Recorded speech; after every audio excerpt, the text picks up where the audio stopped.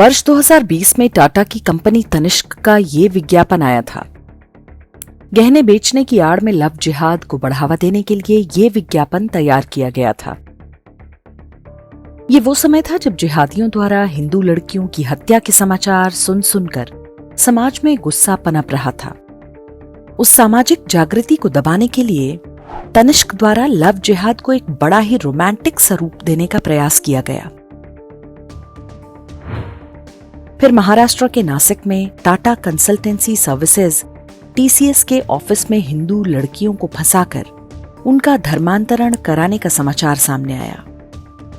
एक multinational company में किसी आपराधिक गैंग की तरह हिंदू लड़कियों को ट्रैप करने, उन्हें बुर्का पहनाने और मजहबी बच्चे पैदा करने की मशीन में बदल देने का काम चल रहा था। लगभग 5-6 वर्ष के अंतर पर हुई इन दोनों घटनाओं के बीच का तारतम्य क्या आप देख पा रहे हैं? किसी कंपनी के विज्ञापन में क्या दिखाया जाएगा, ये उसका टॉप मैनेजमेंट तय करता है। किसी कंपनी की HR पॉलिसी क्या होगी, ये भी कंपनी का सर्वोच्च मैनेजमेंट ही तय करता है। बिना टॉप मैनेजमेंट की सहमति ये दोनों काम हो ही नहीं सकते। टीम लीड और HR मैनेजर जैसे पदों पर कोई मजहबी व्यक्ति बैठेगा तो वो मजहब का ही काम करेगा, चाहे कोई प्राइवेट कंपनी हो या कोई सरकारी विभाग। यदि हिंदू लड़कियों को लव जिहाद में फंसाने और उनका धर्मांतरण कराने की कोई तय पॉलिसी नहीं होती तो क्या तनिष्क के विज्ञापन के समय ही टाटा मैनेजमेंट सतर्क नहीं हो गया होता? क्या उसी समय ऐसी व्यवस्था नहीं की गई होती कि आगे से टाटा समूह पर कोई दाग न लगने पाए? सोशल मीडिया पर ऐसे कई दावे किए जा रहे हैं जो बताते हैं कि हिंदू लड़कियों को टारगेट करने का ये खेल केवल नासिक तक सीमित नहीं है। कॉरपोरेट जिहाद का ये जाल कहीं अधिक व्यापक है। ऐसे दावों की वास्तविकता क्या है हम नहीं जानते, लेकिन कुछ तथ्यों का पता होना आवश्यक है ताकि आप स्वयं निर्णय करें कि क्या वास्तव में कोई निजी कंपनी किसी देश के बहुसंख्यक समुदाय के सफाई के संगठित षड्यंत्र का हिस्सा बन सकती है। टाटा भारत का सबसे बड़ा और सम्मानित औद्योगिक और व्यापारिक समूह है। उनका संबंध पारसी समुदाय से है जो स्टॉकहोम सिंड्रोम का सबसे बड़ा शिकार माना जाता है। पारसी ईरान से भगा दिए गए।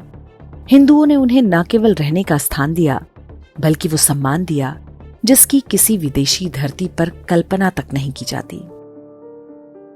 लेकिन पारसियों ने हिंदुओं के साथ क्या किया, इस बारे में हमने 2 वीडियो बनाए हैं। इनके लिंक आपको YouTube पर इस वीडियो के डिस्क्रिप्शन में मिल जाएंगे। इन्हें अवश्य देखें और अपनी प्रतिक्रिया दें। आपने कभी पासपोर्ट बनवाया या रिन्यू कराया होगा तो अच्छी तरह जानते होंगे कि नाम, पते और पहचान को लेकर कितनी कड़ाई बरती जाती है। नाम की स्पेलिंग में छोटी सी चूक हो जाए तो पासपोर्ट रिजेक्ट हो जाता है। लेकिन यह सब केवल तब होता है जब आप हिंदू हों। आपको हर घुसपैठिए के हाथ में पासपोर्ट मिल जाएगा, भले ही वो पंचर लगाता हो या रिक्शा चलाता हो। बंगाल SIR में पता चला है कि उन लोगों को भी पासपोर्ट जारी किए गए जिनके आधार और बर्थ सर्टिफिकेट में अलग अलग नाम हैं। क्या ये केवल संयोग है कि पासपोर्ट सेवा केंद्रों का जिम्मा TCS के ही पास है? डॉक्यूमेंट के वेरिफिकेशन का काम पासपोर्ट सेवा केंद्रों में ही होता है। कितने घुसपैठियों को पासपोर्ट देकर भारत का नागरिक बना दिया, इसका केवल अनुमान ही लगाया जा सकता है। पासपोर्ट ही नहीं बल्कि भारत सरकार की कई महत्वपूर्ण वेबसाइट्स जैसे GeM portal, income tax, Indian post, ये सब TCS चला रही है। भारतीय सैनिकों की पेंशन से जुड़ा स्पर्श पोर्टल भी वही मैनेज कर रही है। प्रोफेशनल रूप से TCS बहुत बड़ी और कार्यकुशल कंपनी है, तभी तो उसे ये सरकारी ठेके मिले होंगे। किसी सॉफ्टवेयर कंपनी के पास एक प्रकार से उस विभाग से जुड़ा सारा डेटा होता है। परिवार में कितने सदस्य हैं, आर्थिक स्थिति कैसी है इत्यादि। कल्पना कीजिए कि उस सॉफ्टवेयर कंपनी का कोई कर्मचारी अपनी मजहबी घृणा के कारण सैनिकों की विधवाओं और बेटे बेटियों से संबंधित सूचनाएं लीक कर दे तो क्या होगा? लव जिहाद के लिए हिंदू महिलाओं को टारगेट बनाकर फंसाने की जो घटनाएं हो रही हैं, क्या वो केवल संयोग हैं?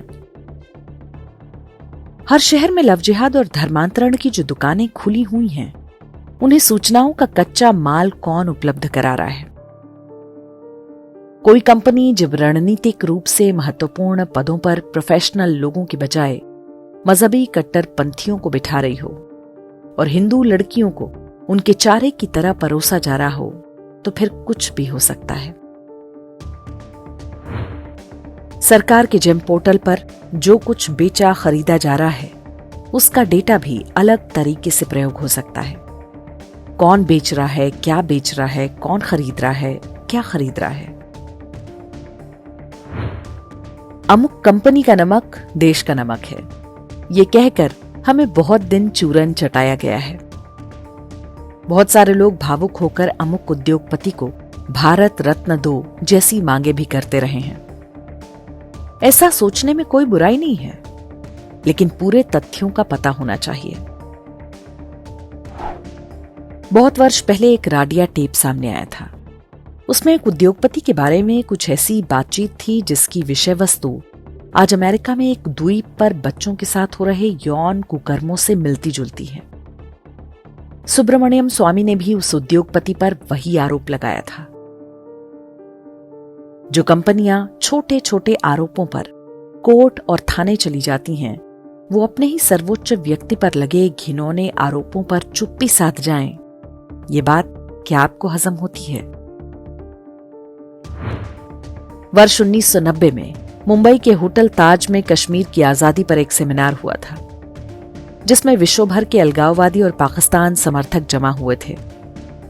बाद में जब ये समाचार खुल गया तो पता चला कि सीधे तत्कालीन प्रमुख JRD टाटा की जानकारी में वो सेमिनार हुआ था। वर्ष 2013 में असम के DGP ने आरोप लगाया था कि चाय बनाने वाली एक कंपनी उल्फा के आतंकवादियों की सहायता कर रही है। एयर इंडिया खरीदने के बाद उसका CEO टर्किश एयरलाइंस के इल्कर आयशी को बनाया गया था। पूरी दुनिया जानती है कि वो अलकायदा के लिए काम करता था। सोचिए, वे कौन लोग रहे होंगे जिन्हें एयर इंडिया चलाने के लिए एक आतंकवादी ही मिला। मोदी सरकार ने अनुमति नहीं दी तो मजबूरी में नियुक्ति वापस लेनी पड़ी। हम समझ सकते हैं कि कई देशों में व्यापार करने वाली कंपनियों को तरह तरह के संतुलन बिठाकर रखने होते हैं, लेकिन संतुलन के इस खेल में यदि भारतीयों के धर्म का ही सौदा होने लगे तो सतर्क हो जाना चाहिए। बड़ी बड़ी कंपनियां कोई बच्चे नहीं चलाते। लव जिहाद और धर्मांतरण को बढ़ावा देने से लेकर घुसपैठियों के पासपोर्ट बनवाने और आतंकवादियों को CEO बनाने तक सब कुछ संयोग मात्र नहीं। नासिक कांड पर TCS ने जैसी ढिठाई वाली प्रतिक्रिया दी है, उससे भी अनुमान लगाया जा सकता है कि कंपनी में जो कुछ भी हो रहा था वो अनायास नहीं था। नासिक की घटना ना तो इकलौती है और ना ही 2-4 सिरफिरे जिहादियों की करतूत। इसे व्यापक संदर्भ में देखने की आवश्यकता है। इसके पीछे की संस्थागत हिंदू घृणा को भांपना होगा। एक सभ्यता के रूप में हम दूध के जले हैं। हमें छाछ को भी फूंक फूंक कर पीने की आदत डाल लेनी चाहिए।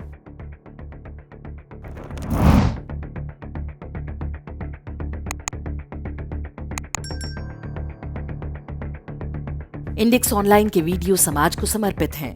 आप इनको डाउनलोड करके जैसे चाहे वैसे प्रयोग कर सकते हैं। चाहे तो आप हमारे टेलीग्राम चैनल से जुड़ सकते हैं। वहां सारे नए पुराने वीडियो आपको मिल जाएंगे। हमारे सोशल मीडिया लिंक हर वीडियो के डिस्क्रिप्शन में होते हैं। हमारा एकमात्र उद्देश्य हिंदू समाज को जागृत और एकजुट करना है। इसमें सहभागी बने। धन्यवाद।